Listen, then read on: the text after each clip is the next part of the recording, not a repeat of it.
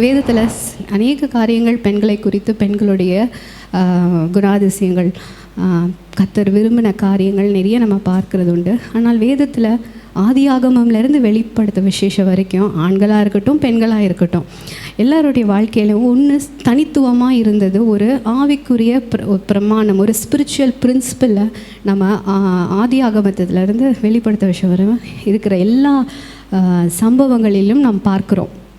அது என்னதுன்னு தான் நான் இன்றைக்கி அதை பற்றி தான் பேச போகிறேன். இந்த வேதத்தில் நம்ம பார்க்குறோம், அநேகர் கர்த்தரால் பயன்படுத்தப்பட்டார்கள். அவர்கள் தாழ்மை உள்ளவர்களாக இருந்தாங்க, இரக்கமுள்ளவங்களாக இருந்தாங்க, கர்த்தரை நேசிக்கிறவங்களாக இருந்தாங்க, கர்த்தருக்கு பயப்படுகிறவங்களாக இருந்தாங்க. ஆனால் அவங்க எல்லா இடத்துலையும் ஒரு காரியம் it was very distinct in them. அவங்க இடத்துல அது ரொம்ப விசேஷமாக இருந்தது. அதை நம்ம அதை நோன் சொல்லவே முடியாது. அப்படிப்பட்ட ஒரு காரியம் விசேஷமாக விளங்குச்சு. அது என்ன தெரியுமா?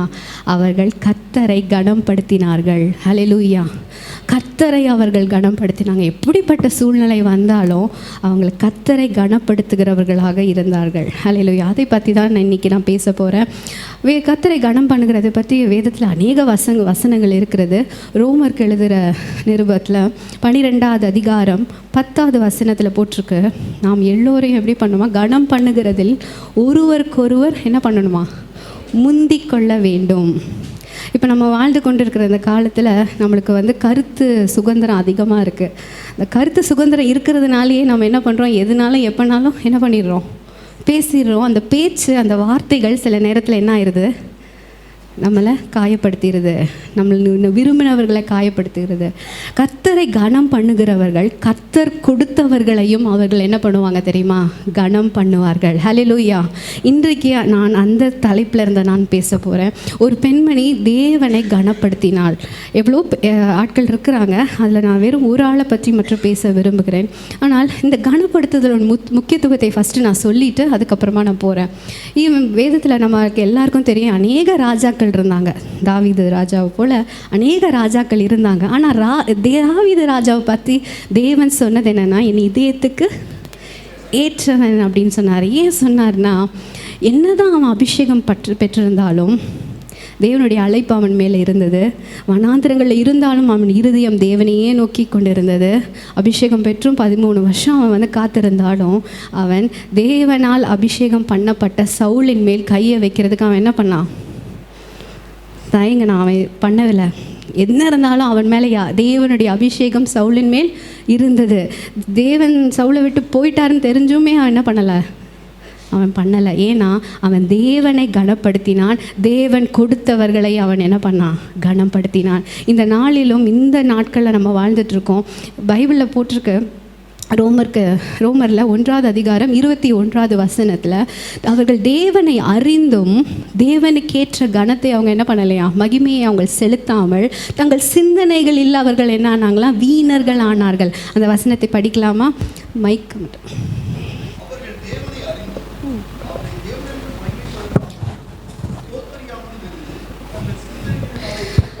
அவர்கள் சிந்தனைகளினாலே வீணர்களானார்கள். உணர்வில்லாத அவர்களுடைய இருதயம் என்ன ஆயிடுச்சா? இருளடைந்தது. அவர்கள் தேவனை அறிந்தோம். இன்றைக்கி வாரம் நம்ம தேவனை அறிவதற்காக ஆலயத்துக்கு வரும், தேவனை பற்றி செய்திகளை கேட்குறோம்.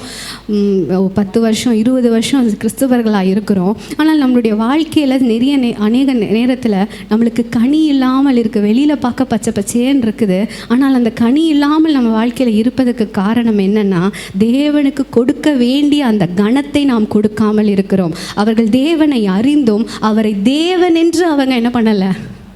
மகிமைப்படுத்தவில்லை. அவருக்கேற்ற கனத்தை அவர்கள் கொடுக்கவில்லை. கர்த்தருக்கு கொடுக்க வேண்டிய அந்த கனத்தை நாம் கொடுக்காததினால் உணர்வில்லாத நம்ம இருதயம் தப்பு செஞ்சாலும் அது தப்புன்னு நம்மளுக்கு உணர்வே இல்லாமல் போய்விட்டது. அப்படி இருக்கும்போது அந்த அதிகாரத்தில் கடைசியில் பார்த்தீங்கன்னா, இதனால் அவங்க எப்படி ஆயிடுறாங்களாம்? வீம்புக்காரர்கள். அது படிக்கிறீங்களா? அவர்கள்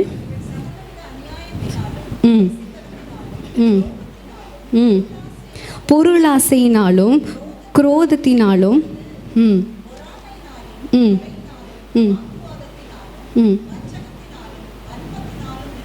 இது யாரை பற்றி எழுதியிருக்கு? விசுவாசிகளை பற்றி எழுதியிருக்கு, தேவனை அறிந்த கூட்டத்தை பற்றி எழுதியிருக்கிறது. இவர்கள் தேவனை அறிந்தும் அவருக்கேற்ற கனத்தை கொடுக்காதபடி உணர்வில்லாத இருதயம் அந்தகாரப்பட்டிருந்தபடினால, அடுத்தது 30வது வசனத்தில் புறங்கூறுகிறவர்களாகவும் அவதூறு பண்ணுகிறவர்களாகவும் தேவ பகைஞர்களாக துரோகம் பண்ணுகிறவர்களாக அகந்தையுள்ளவர்களாக வீம்புக்காரர்களாக எப்படியா பொல்லாதவைகளை அப்படி ஒன்று நடந்திருக்காது. அதை யோசித்து பிணைத்து நடக்கிறது போலவே பேசுகிற ஆட்கள் தான் யாரோ இல்லை நம்ம. அப்படி தான் வேதம் சொல்லுது. தேவனை அறிந்தும் அவருக்கேற்ற கனத்தை நாம் கொடுக்கவில்லை என்றால் இதே லிஸ்ட்டை நம்ம 2 தீமோத்தி 3வது அதிகாரத்தில் கடைசி காலத்தில் இப்படிப்பட்ட ஜனங்கள் இருப்பார்கள். சுவாப அன்பில்லாதவர்களாக, பெற்றோர்களை கனப்படுத்தாதவர்களாக, கீழ்ப்படியாதவர்களாக, இங்கே இருக்க லிஸ்ட் எல்லாமே அங்கேயும் இருக்கும். ஸோ இதில் என்ன நான் சொல்ல வருகிறேன்னா, தேவனை கனப்படுத்துகிற கூட்டத்தை கர்த்தர் தலைமுறையாக கர்த்தர் தேடிக்கொண்டு இருக்கிறார். இது வேதத்தில் நீங்கள் எல்லா இடத்துலையும் பார்க்குறீங்க. அப்போ தாவீது அவன் ராஜாவாய் அபிஷேகம் பண்ணப்பட்டிருந்தோம், சவுலின் மேல் இருந்த தேவனுடைய அபிஷேகத்தை அவன் கனப்படுத்தினபடியால், அவனை தேவனை கனப்படுத்தினபடியால் தேவன் கொடுத்தவர்களை அவன் என்ன பண்ணான்? கனப்படுத்தினான். இன்றைக்கு நான் சொல்கிறேன், தேவனை நம்ம கனப்படுத்தினோன்னா தேவன் கொடுத்த குடும்பத்தை நாம் கனப்படுத்துவோம், தேவன் கொடுத்த பிள்ளையை கனப்படுத்துவோம், தேவன் கொடுத்த வேலையை கனப்படுத்துவோம், தேவன் கொடுத்த கடமைகளை நாம் கனப்படுத்துவோம். வேதம் வெறும் இப்படி சொல்லிட்டு ஒருவருக்கொரு கனம் பண்ணுகிறது முந்திக் கொள்ளுங்கள்னு சொல்லிட்டு அப்படி அதுக்கப்புறம் அதை பற்றி பேசாமல் இல்லை. அநேக வசனங்களை இந்த கனப்படுத்துகிறதை குறித்து அதிகமாய் பேசுகிறது. ஏன்னா இந்த கனப்படுத்துகிற காரியம் it is a spiritual principle. இது ஒரு ஆவிக்குரிய பிரமாணம். இந்த பிரமாணம் செயல்படுற வரைக்கும் கர்த்தருடைய தயவு உங்களிடத்துல இருந்துக்கிட்டே இருக்கும். அதனால தான் அந்த நிச்சய கிருபைகளை தாவீதின் மேலே என்ன பண்ணார்? ஊற்றினார். ஹல்லேலூயா. கர்த்தருடைய வசனம் சொல்லுகிறது, இயேசுவே இந்த பூமிக்கு ஒரு தேவகுமாரனாக தான் என்ன பண்ணார்? இந்த பூமிக்கு வந்தார். அவர் வந்த நேரத்தில் அங்கே தேவனுடைய சத்தம் கேட்கப்பட்டது ஒரே ஒரு சத்தத்தின் மூலம். யார்? யோவான் ஸ்நானகன். வனாந்திரத்திலே ஒரு சத்தம். அதுதான் யார்? வழியை உண்டு பண்ணுகிற சத்தம். யார்? யோவான் ஸ்நானகன் சத்தம். அவர் குமாரனாக இருந்தோம், தேவ குமாரனாக இருந்தோம். அவர் வந்த உடனே ஃபஸ்ட்டு அவர் செஞ்சது என்ன தெரியுமா? ஞானஸ்தானம் பண்ணார். எங்கே போயினார்? மத்தேயு 3வது அதிகாரம் 13வது வசனத்தில் போட்டிருக்குது. அவர் ஒரு காம்படிட்டராக பார்க்கல. ஐயோ நம்மளுக்கு போட்டிக்கு ஒரு ஆள் வந்துட்டார், ஆல்ரெடி இருக்கிறாருன்னு சொல்லி அவரை தள்ளிட்டு நீ ஒதுங்குப்பா, நான் காரியத்தை செய்கிறேன் அப்படின்னு தேவகுமாரனாக இருந்தும் அவர் பண்ணலை. ஞானஸ்தானம் பண்ணுகிற வேலையில் யாரை கனப்படுத்தினார்? யோவான் ஸ்நானகனை. ஹல்லேலூயா. நாம் கனப்படுத்தும் போது கர்த்தருடைய தயவு நமக்கு இன்னும் அதிகமாய் வருகிறது. அந்த இடத்துல பார்க்கணும், படிங்க.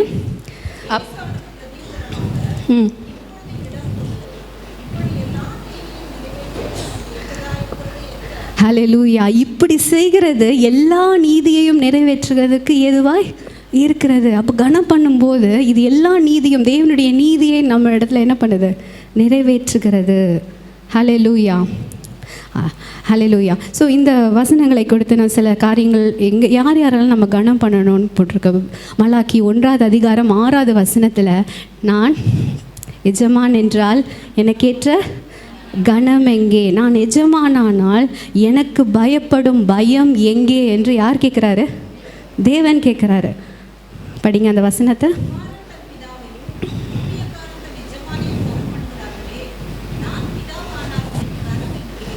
நான் பிதாவானால் என் கனம் எங்கே? இன்று கர்த்தர் நம்ம இடத்துல கேட்குறார், எனக்கு பயப்படுகிற பயம் எங்கே?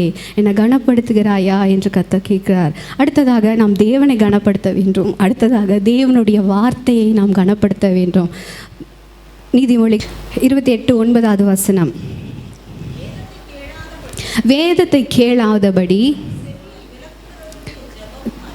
தன் செவியை விளக்குகிறவனுடைய ஜெபம் அருவருப்பானது. இன்றைக்கி நம்ம தேவனை நேசிக்கிறோம், தேவனை ஆராதிக்கிறோம், தேவனுக்காக மணிக்கணக்க நேரம் நம்ம என்ன பண்ணுறோம்? ஜெபம் பண்ணுறோம். ஆனால் தேவனை கனப்படுத்தாதபடி, தேவனுடைய வார்த்தைக்கு செவி சாய்க்காதபடி நம்ம திரும்பும்போது நம்மளுடைய ஜெபம் அவர் தள்ளுகிறது. ஜெபத்தை நான் தள்ளுறேன்னு சொல்லலை. என்ன சொல்கிறாரு? அந்த ஜெபத்தையே நான் அருவருக்கிறேன் என்று சொல்லுகிறார். அப்போ கர்த்தருடைய வார்த்தைக்கு நாம் என்ன பண்ணணுமா? கனம் பண்ண வேண்டும். ஹல்லேலூயா. அடுத்ததாக போட்டிருக்கு 1 பேது எபிரேயர் 13:4 போட்டிருக்கு, விவாகம் எல்லாரும் படிங்க.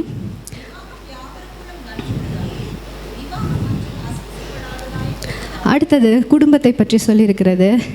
கனப்படுத்துக்கு அடியில் அடுத்தது என்னதுன்னா தேவனுடைய வார்த்தை. அடுத்தது திருமணம்.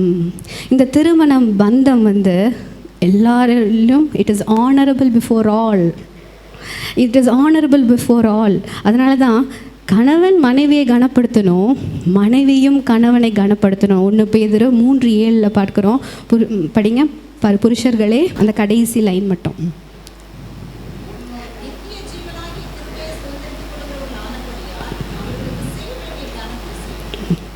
அவர்களுக்கு செய்ய வேண்டிய கனத்தை செய்யுங்கள்.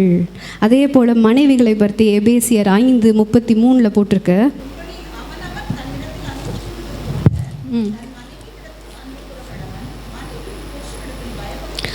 மனைவியும் தன் புருஷனிடத்தில் பயபக்தியாக இருக்க கடவுள். இன்றைக்கி திருமண வாழ்க்கையில் புருஷன் கொஞ்சம் மனைவியை கொஞ்சம் கனப்படுத்தினா என்ன ஆகும்? அந்த திருமண வாழ்க்கை கொஞ்சம் சந்தோஷமாக இருக்கும். அவங்கள எப்படி கனப்படுத்துகிறாங்களோ அதே போல் அவங்கள குடும்பத்தினரையும் கனப்படுத்தினாங்கன்னா எப்படி இருக்கும்? அந்த திருமண வாழ்க்கை இன்னும் அதிகமாக சந்தோஷமாக இருக்கும். ஆனால் இன்றைக்கி நம்ம சின்ன சின்ன காரியம் எதனால் பெரிய பிரச்சனைகள் வருதுன்னா, சின்ன சின்ன காரியத்தில் என்றைக்கோ ஒரு நாள் அந்த வார்த்தையை பேசிட்டீங்க, அந்த காரியம் செஞ்சிட்டீங்க, இதை நீங்கள் மறந்துட்டீங்கன்ற சின்ன சின்ன காரியம்தான். அது எதனாலனா கனப்படுத்தாதுன்னா. ஏன் நம்மளால் கனப்படுத்த முடியலன்னா, நம்ம தேவனை கனப்படுத்தி இருந்தோன்னா அவர் கொடுத்த அந்த உறவுகளையும் நாம் கனப்படுத்துவோம். ஹல்லேலூயா. ஏன் நம்ம தேவனை கனப்படுத்தாமல் இருக்கும்போது வேதம் சொல்லிருச்சு, நம்ம இருதயம் உணர்வில்லாமல் போய்விடும், உன் இருதயம் இருள் அடைந்து விடும், உன் சிந்தனையில் வீணராகி விடுவாய். அப்போ அந்த நேரத்தில் நம்ம தேவன் கொடுத்த உறவுகளையும் நாம் கனப்படுத்த நம்ம என்ன இருக்கோம். அப்படி இருக்கும்போது தேவன் அவங்களை கட்டுகிற வார்த்தைகளை பேசுவோம், அவங்களை இடிக்கிற வார்த்தைகளை நம்ம என்ன பண்ண மாட்டோம், பேச மாட்டோம். அவங்களிடத்துல ஒரு சில குறைகள் இருக்குதா, அந்த குறைகளை இன்னும் மிகப்படுத்தி பேசி நம்ம முன்னாடி போய் நின்னாலே அப்பா போதும்பா அப்படின்னு சொல்லி என்ன பண்ணிடுவாங்க, சில பேரை ஓடி போயிடுவாங்க. ஏன்னா குறைகளை சொல்லிக்கிட்டே இருக்காமல் ஒருவருக்கொருவர் என்ன பண்ணலாம், விட்டு கொடுக்கலாம். இந்த மேரேஜ் பற்றி நான் சொல்லும்போது பாஸ்டர் அடிக்கடி என்கிட்ட ஒரு காரியம் சொல்லுவார். 2 பேர்கிட்டையும் ஒரு ப்ளஸ்ஸு ஒரு மைனஸ்ஸு கண்டிப்பாக இருக்கும். எதில் நான் ப்ளஸ்ஸாக இருக்கணும், என்னுடைய கணவர் இடத்துல அது என்ன இருக்கும், மைனஸாக இருக்கும். அவர் ப்ளஸ்ஸாக இருக்கிற இடத்து எனக்கு மைனஸாக இருக்கும். அப்போ அந்த சூட்டாக அந்த பிரச்சனை இருக்கும்போது அந்த நேரத்தில் நம்ம பேசுகிறதுல ஒரு காரியமும் நடக்க போகிறதில்ல. அது கொஞ்சம் தனியும் போது அவங்க கேட்கக்கூடிய நேரத்தில் அவங்களிடத்துல பொறுமையாக எடுத்து நீங்கள் சொல்லும்போது அந்த நேரத்தில் நம்ம அவர்களை கனப்படுத்துகிறோம் என்ற அந்த சிந்தனை அவங்களுக்கு வரும்போது அவங்க செவி சாய்த்து என்ன பண்ணுவாங்க, கேட்பாங்க. அதே தான் போட்டிருக்கு. இது நாம் மனைவிகள் புருஷர்களுக்கு எப்படி இருக்கணுமா, பயபக்தி உள்ளவர்களாக. தமிழில் அப்படி போட்டிருக்கு, இங்கிலீஷில் போட்டிருக்கு, she should know how to honor her husband. She should know how to honor her husband. வெறும் புருஷர்கள் மட்டும் என்னை மட்டும் நல்லா பார்த்துக்கிட்டாங்கன்னா நான் நல்லா இருப்பேன்னு இன்றைக்கி நிறைய வைஃப் சொல்லுவாங்க. ஆனால் அவங்களுடைய பேச்சும் அவங்களுடைய செயல்களும் பார்த்திங்கன்னா முரண்பாடாக இருக்கும். நம்ம எதை கொடுக்குறோமோ அதை தான் நம்ம என்ன பண்ணுவோம், பெற்றுக்கொள்வோம். அடுத்ததாக போட்டுங்க, பிள்ளைகளை கனப்படுத்தணுமா. எபேசியர் 6:4 போட்டிருக்கு.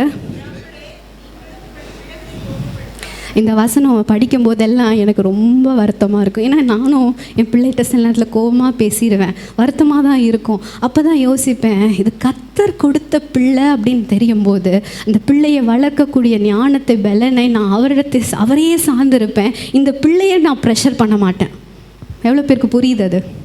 அந்த பிள்ளையை நான் ப்ரெஷர் பண்ணும்போது தான் அதை நான் கோபம் மூட்டி அந்த இருதயத்தை நான் உடச்சிட்றேன். இன்றைக்கி இந்த சமீப காலமாக என் கர்த்தர் என் கூட பேசிகிட்டு இருக்கிறது, நீ எனக்காக பெற்ற பிள்ளை இந்த ஜோஹன்னா.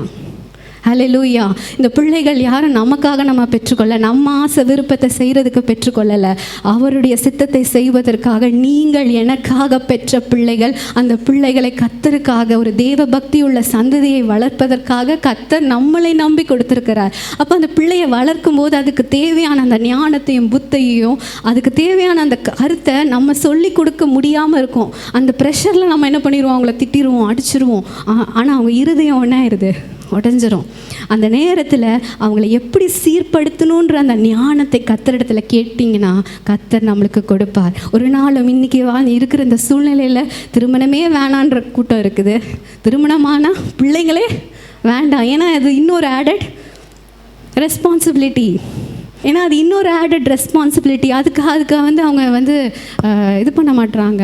ஆனால் கர்த்தர் நமக்காக கொடுத்துறார். ஏன்னா தலைமுறை என்றும் லூக்கா 1:9 His mercy extends from generations to generations. தலைமுறையிலிருந்து தலைமுறை யாருக்கா? அவருக்கு பயப்படுகிறவர்களுக்கு. அப்போ உன்னிடத்தில் நின்று போகிறதற்காக கர்த்தர் உன்னை தெரிந்து கொள்ளவில்லை. உன்னுடைய சந்ததியையும் பின்வரும் சந்ததியுக்கும் நீ ஆசீர்வாதமாக இருப்பதற்காக.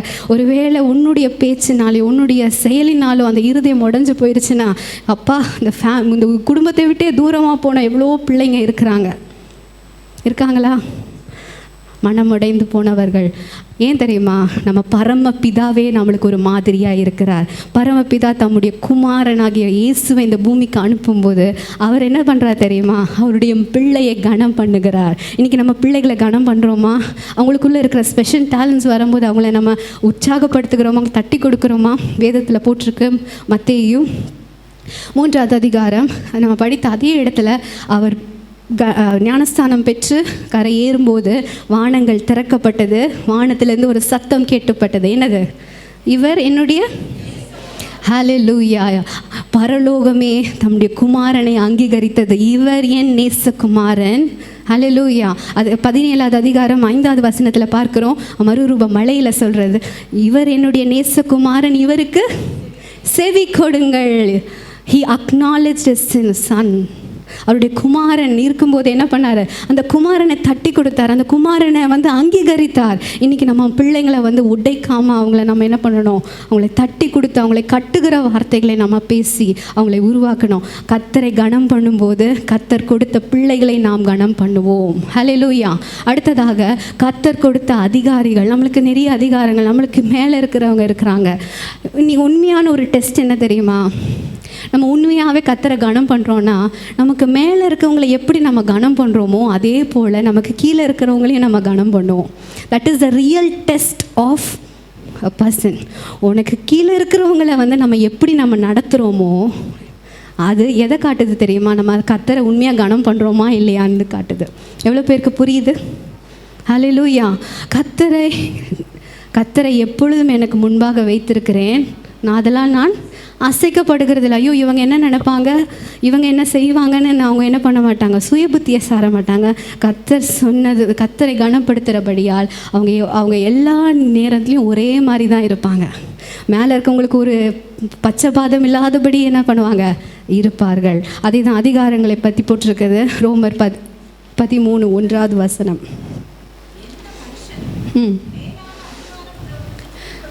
எந்த மனுஷனும் மேலான அதிகாரங்களுக்கு கீழ்ப்படிய கடவன். தேவனாலே அன்றி, தேவன் ஏற்படுத்தாமல் உங்கள் வாழ்க்கையில் ஒரு அதிகாரி வருவதே இல்லை. உங்களை மேலே ஒரு ஆளோட்டி இருந்து உங்களை ப்ரெஷரைஸ் பண்ணிட்டு இருக்காங்களா?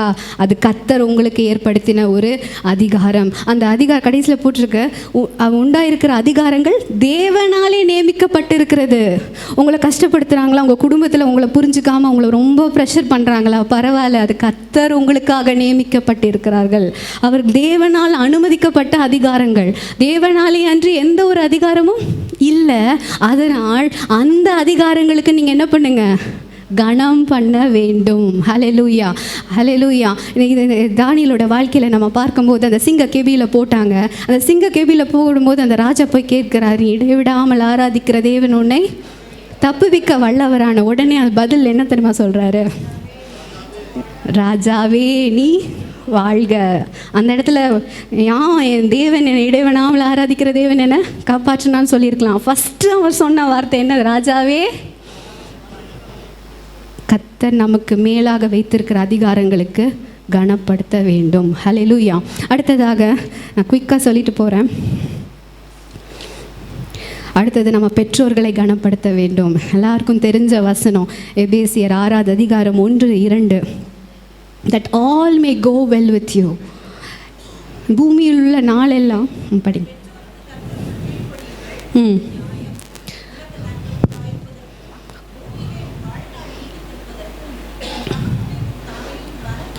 உனக்கு நன்மை உண்டாயிருக்கும்படிக்கும் பூமியிலே உன் வாழ்நாள் நீடித்திருப்பதற்கும் உன் தகப்பனையும் தாயையும் என்ன பண்ணுங்க, கனம் பண்ணுங்க. ஹல்லேலூயா. அவர்கள் ஒருவேளை ரட்சிக்கப்படாதவர்களாக இருக்கலாம், ஒருவேளை விசுவாசத்தில் இருந்து பின்மாற்றத்தில் இருக்கிறவங்களா கூட இருக்கலாம். ஆனால் அவங்களுக்கு கொடுக்க வேண்டிய கனத்தை நாம் கொடுக்கும்போது கர்த்தர் நம்மை கனம் பண்ணுவார். ஹல்லேலூயா.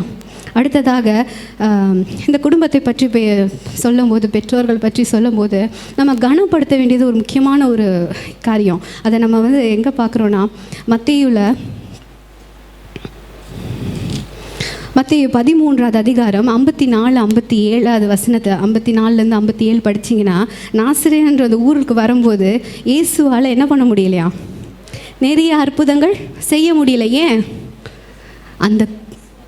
அந்த குடும்பத்தில் இருந்தவர்கள் யாரை கனப்படுத்தலை? தேவனை இயேசுவை என்ன பண்ணலை, கனப்படுத்தலை. இன்றைக்கி உங்கள் வாழ்க்கையில் அற்புதங்கள் தடைப்பட்டு இருக்குதுன்னா, உங்கள் பெற்றோர்களையும் உங்களுக்கு கர்த்தர் உங்களுக்கு கொடுத்த உறவுகளையும் நம்ம கனப்படுத்தாமல் இருக்கும்போது கர்த்தர் அவங்களுக்காக நியமிக்கப்பட்ட அந்த திட்டம் நிறைவேறாமல் அது தடையாகவே நின்று கொண்டே இருக்கும். அவர் வெளியில் போகும்போதெல்லாம் அற்புதங்கள் அடையாளங்களை செய்தார். ஆனால் அவருடைய சொந்த ஊருக்கு போகும்போது என்ன ஆகலை, அற்புதங்கள் அடையாளங்கள் நடக்கலை. ஏன்? அவர் இயேசு தான், தேவனுடைய குமாரனாக இருந்தும் அவன் குடும்பம் அவர் என்ன பண்ணலை, ஏற்றுக்கொள்ளவில்லை. ஹல்லேலூயா. அதனால் நம்ம பிள்ளைங்களை நம்ம என்ன பண்ணணும், நமக்கு பெற்றோர்களை அவங்களுக்குள்ளே இருக்கிற கர்த்தருடைய சித்தம் நிறைவேறதற்கு நம்ம என்ன பண்ணிடக்கூடாது, தடையாக இருந்துக்கூடாது. என்ன திடீர்னு தீர்க்கதரிசனம் சொல்கிறியா அப்படின்னு சொல்லி அவங்கள என்ன பண்ணிடக்கூடாது, ஸ்டாப் பண்ணிடக்கூடாது. அவங்க ஒரு பாட்டு பாடுறாங்களா, அந்த பாடல் மூலமாக அவங்க கர்த்தர் யாரோ ஒரு ஆளை சந்திப்பாங்க. அவங்கள என்கரேஜ் பண்ணி அவங்கள நம்ம கனப்படுத்த வேணும். we have to find the value in them. அவங்கள ஒரு பேர்டனாக பார்க்காதபடி இது மாறும், சில காரியங்கள் மாறும், போக போக மாறும்னு அவங்களுக்குள்ளே இருக்கிற நல்லதை என்ன பண்ணிடணும், தட்டி கொடுத்துட்டே நம்ம வரணும். ஹல்லேலூயா. இப்போ நம்மளுடைய செய்திக்கு போய்விடலாம். நான் பேச போகிற பெண் யாருன்னா எஸ்தர். இந்த எஸ்தருடைய வாழ்க்கையில் பார்த்தீங்கன்னா இவை எல்லாவற்றையும் அவள் செய்திருப்பாள். அவள் தேவனை கனப்படுத்தியிருப்பாள், தேவனுடைய வார்த்தையை கனப்படுத்தியிருப்பாள். தேவன் அவளுக்கு மேலாக கொடுத்த அதிகாரங்களை என்ன பண்ணியிருப்பா, கொடுத்துருவாள். அவள் தாய் தகப்பன் இல்லைனாலும் அவள் மொர்தெக்காவால் எடுக்கப்பட்டு வளர்க்கப்படும். சில நேரத்தில் நம்ம தேர்ந்தெடுக்கப்பட்ட காரியங்கள் நடக்காது நம்ம வாழ்க்கையில். நம்மளை தேர்ந்தெடுத்து சில காரியங்கள் வரும். எவ்வளோ பேருக்கு புரியுது? அந்த நேரத்திலையும் அவர்களையும் அவர் கனப்படுத்தினார். ஹல்லேலூயா. மொர்தெக்காவுடைய வார்த்தையை அவள் மீறவே இல்லை. எல்லா இடங்களிலும் அவள் கர்த்தரை கனப்படுத்தினது போல கர்த்தர் கொடுத்த உறவுகளையும் அவள் கனப்படுத்தினாள். அடுத்ததாக எல்லா காரியங்களிலும் நீங்கள் பார்க்குறோம், அவள் தேவனை கனப்படுத்தினாள். அவளுடைய வாழ்க்கையில் முக்கியமாக ஒரு 3 காரியத்தில் அவள் கனப்படுத்தினாள். அதை சொல்லிவிட்டு நான் முடிக்க போகிறேன். நம்பர் 1, அவளுடைய தீர்மானங்களில் அவள் கர்த்தரை கனப்படுத்தினாள். ஹல்லேலூயா. கர்த்தரை கனப்படுத்துகிறோன்னா நம்மளுடைய தீர்மானங்களில் நம்ம என்ன பண்ணணும், கர்த்தரை கனப்படுத்த வேண்டும். ஹல்லேலூயா. அவளுடைய எஸ்தர் 2வது அதிகாரம் 13-15 இதில் பார்த்துக்கணும்.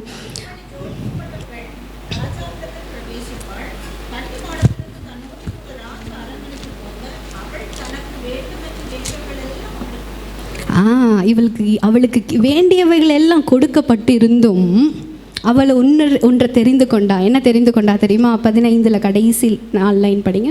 15th verse last.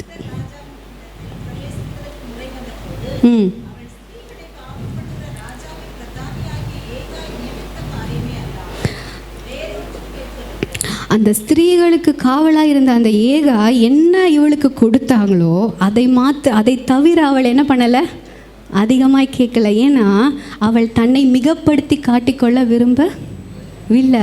ஆனால் நீ என்ன கேட்டாலும் உனக்கு கிடைக்கும்னு சொல்லிடுச்சு 13வது வசனத்தில். ஆனால் அவள் தெரிந்தெடுத்தாள். என்ன தெரிந்தெடுத்தா? எனக்கு கிடைச்சது போதும். தன்னை அழகுபடுத்திக்கிறது தப்பு இல்லை, அது தன்னை மிகப்படுத்தி என்ன பண்ணலை, அவள் காண்பிக்க அவள் விரும்பவில்லை. She made a choice. அந்த சாய்ஸில் அவள் கர்த்தரை என்ன பண்ணாள், கனப்படுத்தினாள்.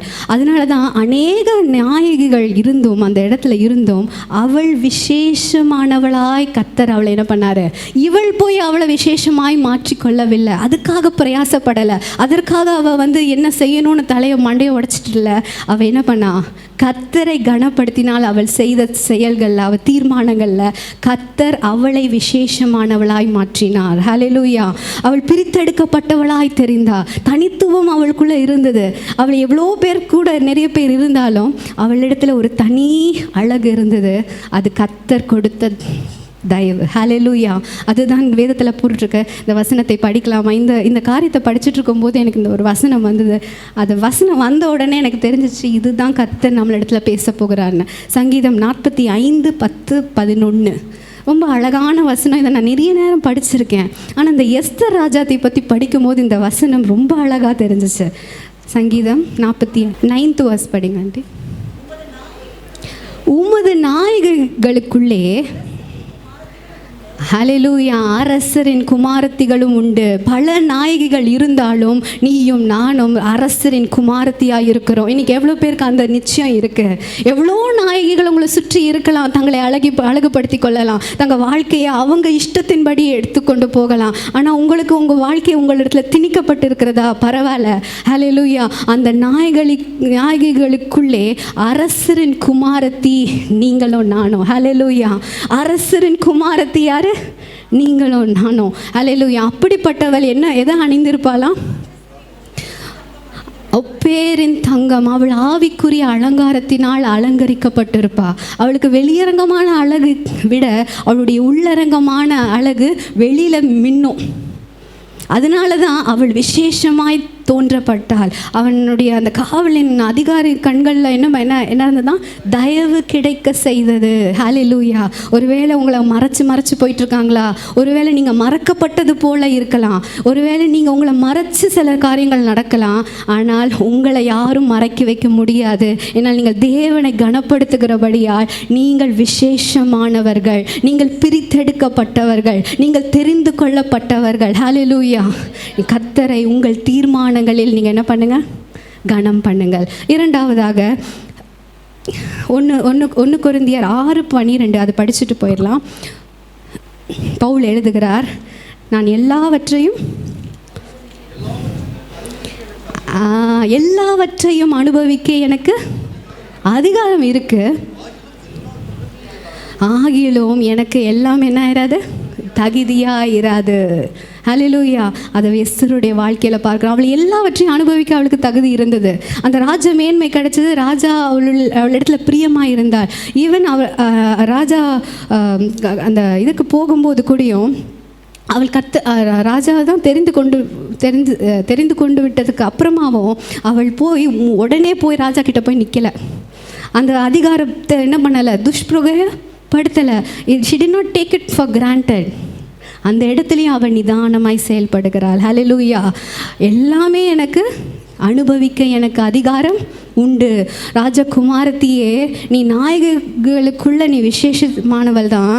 நீ எல்லாவற்றையும் அனுபவிக்க உனக்கு எல்லா அதிகாரம் இருக்குது. ஆனால் நீ எதுக்குமே அடிமை ஆகிவிடக்கூடாது. ஹல்லேலூயா. ஹல்லேலூயா. இரண்டாவதாக அவள் கர்த்தரை எப்படி கனம் பண்ணார்னா, அவள் செயல்படும் விதத்தில் என்ன பண்ணா? கனம் பண்ணாள். ஹல்லேலூயா. எப்படி விசுவாசிக்கிறவன் பதறான். அவள் பதறி போய் எதுவுமே செய்யலை. அவளுடைய ஆக்ஷன்ஸ், அவளுடைய செயல்பாடு. தானியேல் 11:32 தேவனை அறிந்தவர்கள் எப்படி செயல்படுவாங்களாம்? அதற்கேற்றபடி அவர்கள் என்ன பண்ணுவாங்களாம்? செயல்படுவார்கள். படிங்க அது. தானியேல் 11:32.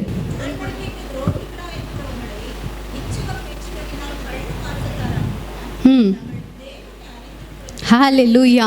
தங்கள் தேவனை அறிந்திருக்கிற ஜனங்கள் திடங்கொண்டு அதற்கேற்றபடி செய்வார்கள். ஹல்லேலூயா. கரங்களை உயர்த்தி சொல்லுங்க, நான் கர்த்தரை அறிந்திருக்கிறேன். தங்கள் தேவனை அறிந்திருக்கிற ஜனங்கள். மற்றவங்களாம் துரோகிகளாக இச்சகம் பேசுவாங்க, பரவாயில்ல, பேசிட்டு போட்டோம். தங்கள் தேவனை அறிந்த ஜனங்கள் எப்படி இருப்பாங்க? திடன் கொண்டு. ஹல்லேலூயா. திடன் கொண்டு அதற்கேற்றபடி செய்வார்கள். வெறும் நம்பிட்டு இருக்க மாட்டாங்க, தீர்மானம் எடுத்துட்டு தூங்கிட்டு இருக்க மாட்டாங்க.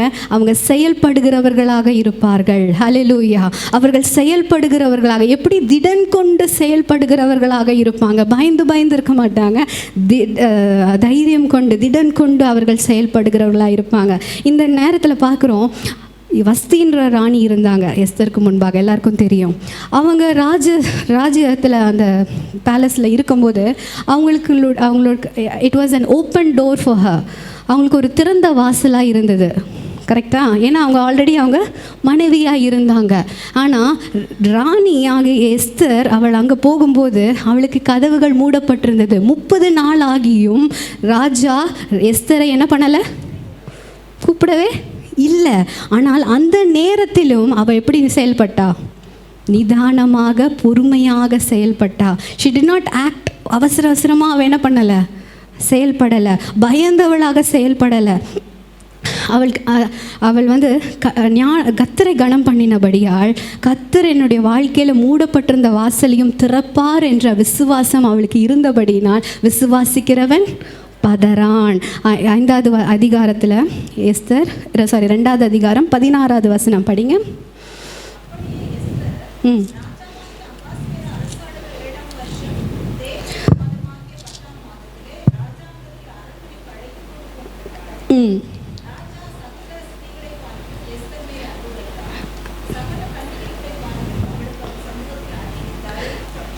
படிங்க.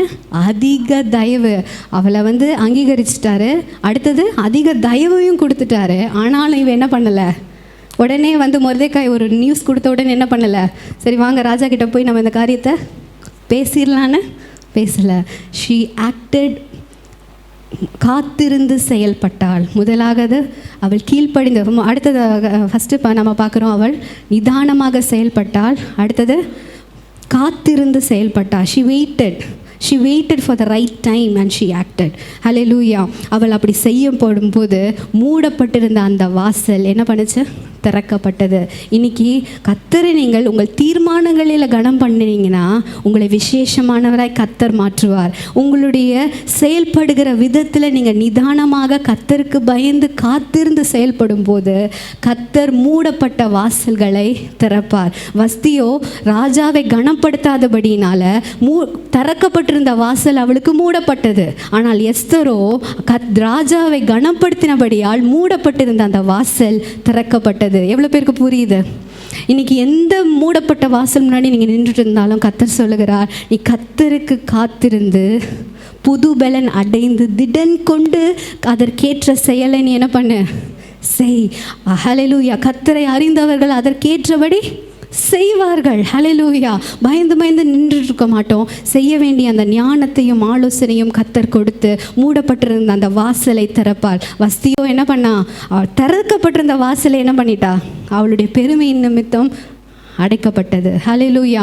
நான் 3வதாக கர்த்தரை அவள் கனம் பண்ணின விதம் எப்படின்னா, அவள் காத்திருந்து கனம் பண்ணினாள். In her waiting. சில நேரங்களில் நம்ம வெயிட் பண்ணுற மாதிரி இருக்கும். 5வது அதிகாரம் 1வது வசனம் பார்க்குறோம். அவள் அந்த முற்றத்தில்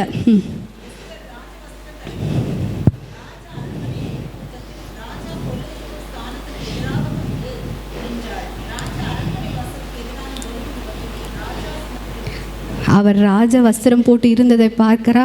அவர் அரண்மனை வாசலில் எதிராக அவள் என்ன பண்ணா? ஸ்தானத்தில் வீட்டு இருக்கிறதையும் பார்க்கிறா. ஆனால் இவ என்ன பண்ணலை? உள்ள போகலை. காத்து கொண்டே இருந்தாள். 2வது வசனம் போட்டிருக்குது. அவள் அப்படி காத்து கொண்டே இருந்தபடியினால் என்ன ஆயிடுச்சு?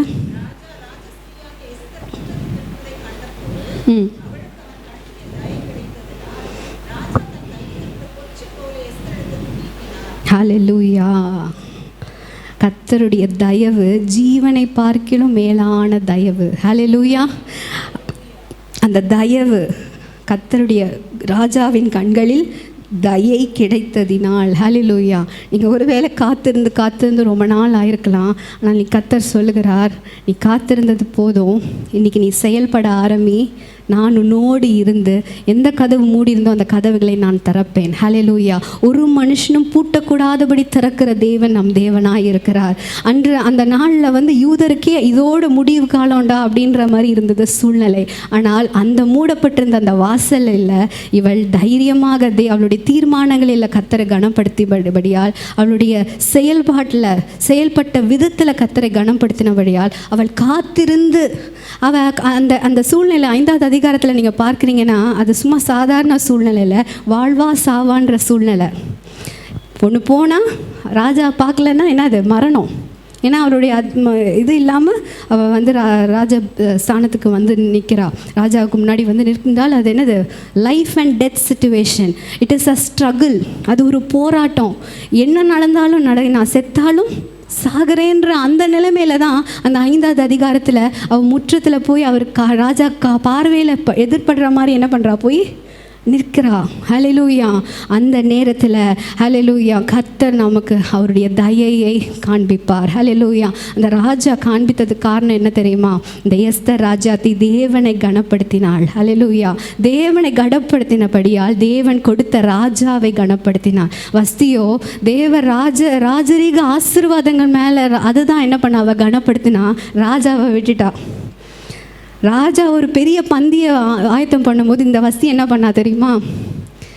அவளுடைய கூட இருக்கிற அந்த நண்பர்களோடு சேர்ந்து என்ன பண்ணாலாம், அவள் ஒரு விருந்தை ஆயத்தம் பண்ணி கொண்டிருந்தாள். இன்றைக்கி தேவன் அவருடைய பந்திக்கு நம்மளை அழைக்கும் போது வஸ்திகளை போல நாம் பலவித காரியங்களில் ஈடுபட்டு கொண்டு நம்மளை நாம் ஏமாற்றி கொண்டு இருக்கிறோம். வேதத்தில் போட்டிருக்க பொய்யான மாயைகளை பற்றி கொள்கிறவர்கள் தங்களுக்கு வரும் கிருபையை அவர்கள் போக்கடித்துக் கொள்கிறார்கள். அவளுக்கு தெரியாது, அவளுக்கு ஒரு திறந்த வாசல் இருந்தது.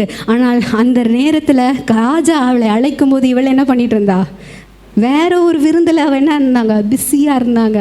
You know what does it mean by busy? Being under the yoke of devil. சத்ருவின் நுகத்தில் இருப்பது தான் பிஸி.